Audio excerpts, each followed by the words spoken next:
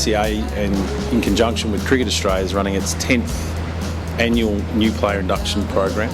The focus of the new player induction program is to prepare our emerging players for the rigours of being a professional athlete, the opportunities, the challenges, and we try to focus on telling that story to our players through both peer messaging, using past players to come back and talk about their experiences, as well as athletes from other codes, combined with the necessary compliance-based education that they need to be successful in their career. We've had a few guest speakers talk to us about different aspects of cricket, particularly off-field things, and there's been some really good guest speakers with some information that all the boys can take away that'll be very beneficial for everyone. I got a lot of enjoyment from Simon Kadich's talk. He talked a lot about the start of his career with WA, and I guess a lot of us WA boys took a little bit away from that, the similarities, and yeah, I thought he was terrific. Really enjoyed what Jason Frazier had to say today.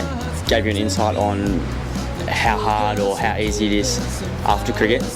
He was sort of talking about his transitional journey from his cricket lifestyle through to what he wanted to do. Personally, from my side of the story is that I've got no idea what I want to do, so it was actually interesting to hear that, you know, if you don't know what you want to do, there's heaps out there. It's now starting to become a bit of a passion for me to actually be able to give back and tell my story. They might have something that sort of mirrors what I did in my career and how they can improve the way that they approach their career, coaching, training methods or anything like that. So it's something that I'm passionate about. I hope I can do a lot more of it. Key messages more around making sure that they use their time while they're in the system. I think a lot of the young guys, I did it myself, and a lot of other guys do for sure. I don't think use their time, use the resources that are available to them through their state association and through the ACA. One of the things that I learned was from Jason Frazier, something about giving back once you're finished and making most of your time, your downtime whilst you're in the system, and not just thinking it's going to last forever. I came in to tell my story about issues that I had around gambling, and my story around basically how it started, how it got to that.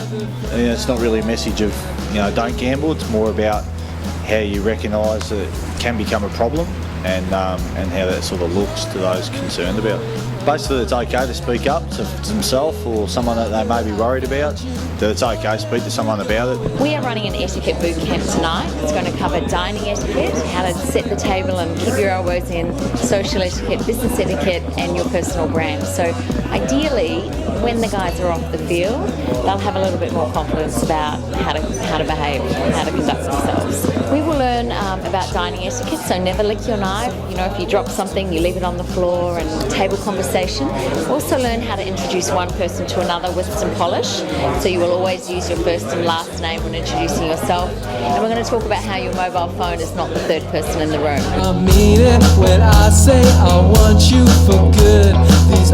That's the third time I've heard Heath Black speak. I think every time I hear it, I kind of get the same message that if you need help, make sure you seek it out. Don't wait until the problem gets too big that you can't control it anymore, and you just spiral out of control, I guess. And it kind of ruined his life a little bit for a while. So yeah, I think the biggest message was just get help if you need it. Meeting a few blokes from the other states, it's been pretty good. Listening to a few of the talks as well, it's sort of something I'm not too familiar with, I guess. So that's good, being part of this sort of system and a bit professional, I guess. So yeah, that's good. It's just good getting the information and knowing that when you are becoming a professional cricketer, you are in the spotlight a lot more, and you basically just need to watch what you're doing and who can see things, especially with social media. The hope out of the 2 days for us is that the players take away some key understandings about what the expectations are on them to be a professional player, what the opportunities are for them within the game, and that they understand exactly what the support structures are that are in place for them to make sure that they maximise their opportunity.